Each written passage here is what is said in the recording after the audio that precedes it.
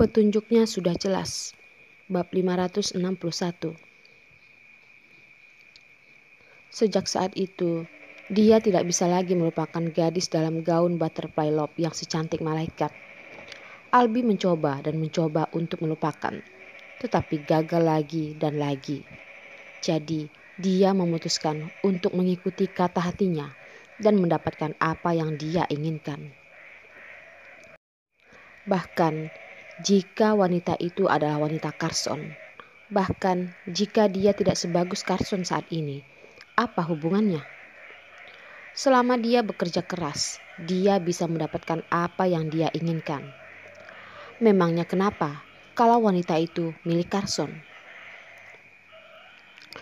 Toh pada akhirnya, Carson hanyalah seorang lelaki. Dia tidak memiliki 3 kepala dan 6 lengan.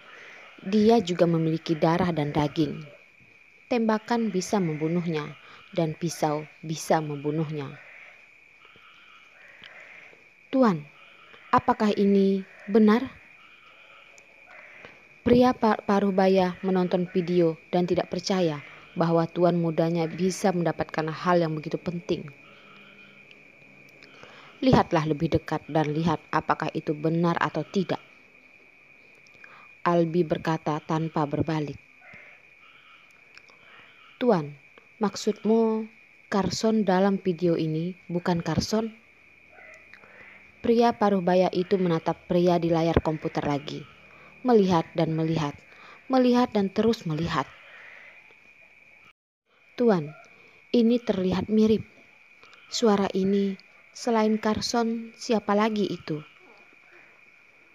Albi berkata, lihat itu beberapa kali lebih hati-hati. Jika ada sedikit kelalaian dalam hal ini, semua rencana kita tidak akan berjalan dengan lancar. Baik, Tuan. Pria paruh baya itu menonton dan menonton video itu berulang kali.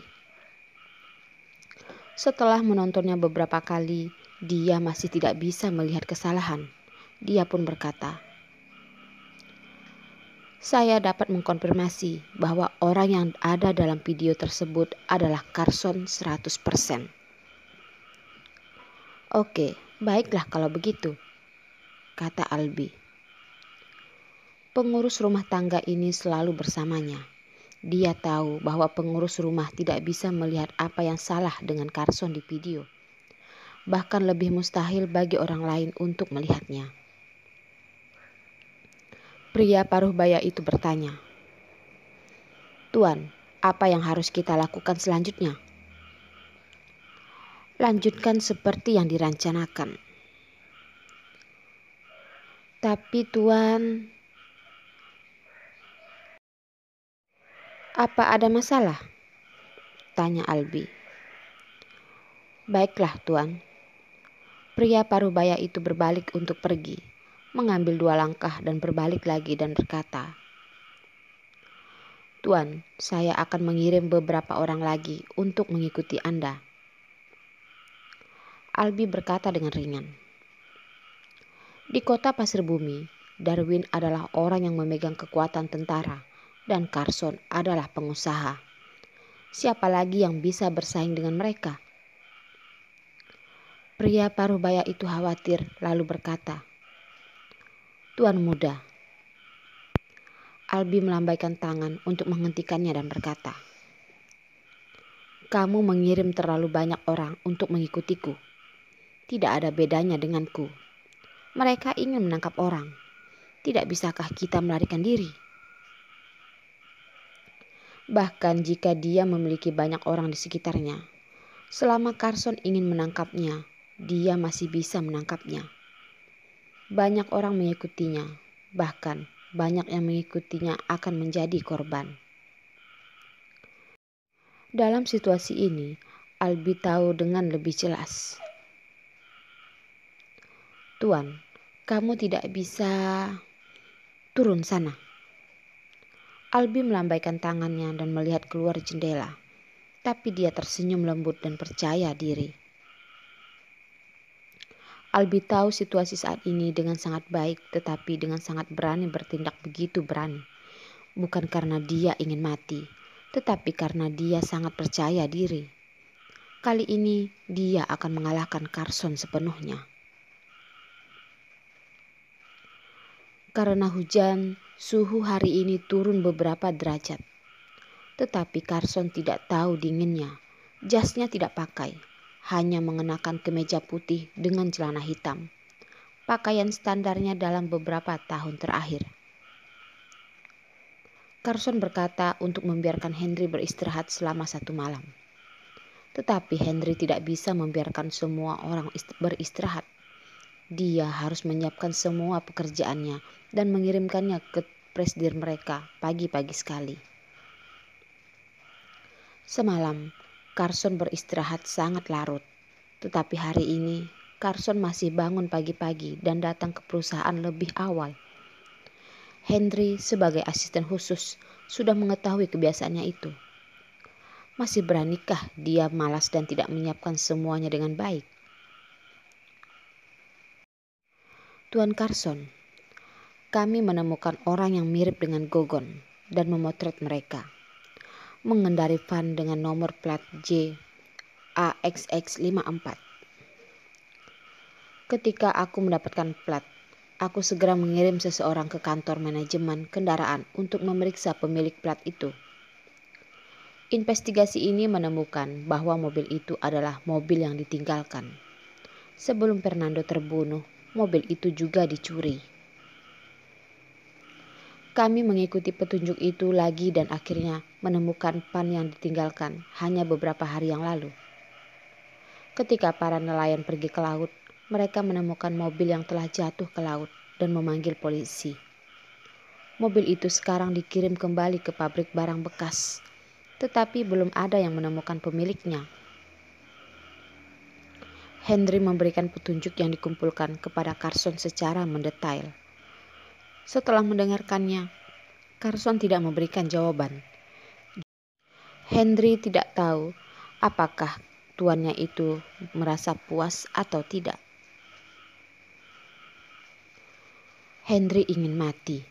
Baru-baru ini, presidir mereka selalu dalam keadaan tidak stabil. Sulit untuk menebak pikirannya, dan dia tidak tahu apa yang tuan presidirnya inginkan. Jika dia terus seperti ini, Henry merasa bahwa dia akan hidup selama beberapa tahun, tidak menderita, tetapi menjadi takut. Setelah beberapa lama, Carson pun berkata, "Karena kamu telah menemukan begitu banyak petunjuk, ikuti petunjuknya. Tidak peduli orangnya mati atau hidup, harus segera ditemukan." Henry menjawab, "Orang-orang kami masih mencari petunjuk. Aku akan melaporkan kepada Anda sesegera mungkin." "Tamara, orang yang kamu janjikan, apakah sudah siap?" Carson tidak lagi terobsesi untuk menemukan pembunuhnya. Tamara bergegas dan berkata, "Pria itu telah tiba. Dia sedang menunggu Anda, Direktur Carson." Ruang meeting grup Essex. Carson melangkah ke ruang meeting, membuka pintu, dan melihat Albie berdiri di depan jendela, sedang memandangi lalu lintas di bawah gedung. Ketika Carson masuk, Albie tidak melihat ke belakang. Dia bertanya-tanya, apakah dia ingin mencari masalah dengan Carson atau apakah dia benar-benar tidak mendengar suara pintu itu terbuka. Carson mengambil langkah yang mantap dan elegan, berjalan 2 atau 3 langkah ke jendela dan berdiri beberapa langkah dari Albie. Ruang meeting berada tepat di sebelah kantor Carson. Di lantai atas gedung grup Essex, tempat hampir separuh pemandangan kota Pasir Bumi dapat dilihat dari sana. Hanya sedikit orang yang bisa berdiri di posisi ini untuk melihat pemandangan kota Pasir Bumi. Albie tidak mengatakan sepatah kata pun. Carson juga tidak mengatakan sepatah kata pun. Keduanya memandangi pemandangan indah kota Pasir Bumi di bawah jendela dan memiliki pikiran sendiri. Setelah berdiri lama, Albi tidak bisa menahan napas. Dia memandang Carson ke samping dan berkata, "Abraham, ada apa denganmu saat kau datang padaku?" Setelah berdiri lama, Albi tidak bisa menahan napas. Dia memandang Carson lagi dan berkata lagi, "Abraham, apa ada masalah?" Carson tertawa kecil dan berkata, "Bagaimana dengan pemandangan kota pasir bumi? Bagaimana kalau dibandingkan dengan Kyoto dan New York?" Kota pasir bumi adalah kota metropolis internasional baru yang telah berkembang pesat dan cepat dalam beberapa tahun terakhir, kata Albi. Meskipun masih sedikit kekurangan dari kota-kota saat ini, perkembangannya di masa depan dapat benar-benar sangat cepat, lebih cepat dari angin. Carson perlahan menoleh dan menatap Albi dengan tajam. Dia tersenyum dan bertanya, "Sekarang, pusat perhatian tidak sebagus kota-kota itu, dan pusat perhatian bisa direbut di masa depan. Coba kamu beritahu, bagaimana cara merebutnya?"